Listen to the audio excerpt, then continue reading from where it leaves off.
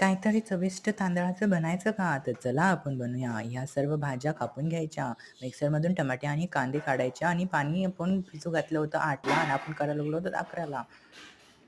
तर अशी पेस्ट काढून घ्यायची आणि दर भांड्याला काढताना असे पेस्टमध्ये पाणी टाकायचं आणि हे मिक्सर असं टाकायचं असं उलथाने आणि सगळी बाजू मोकळी करायची. तेल टाकायचं आणि काढायचं. आपण ना वेगवेगळ्या ह्याच्यातले केलेले आहेत. एक फक्त मिरचीचं, एक सगळं मिश्रणचं आणि एक कांद्यात सगळ्या मिक्सरचं मतलब बिना कांद्याचं आणि एक सगळं केलेलं असे केलेले आहेत. हे बिना आणि आपण पहिले ट्राय करू बिना फक्त मिरच्यांचं. हे बी मस्त आहे आणि आता फक्त बिना कांद्याचं खाऊन फक्त मिरच्याचं खाल्लं, आता बिना कांद्याचं खाऊ. हे सगळे मस्त होते आणि कांद्याचं सुद्धा मस्त होतं. सगळं काही मस्त होतं. जे कांदा खात नाही त्याच्यासाठी चांगले आपण केलेत.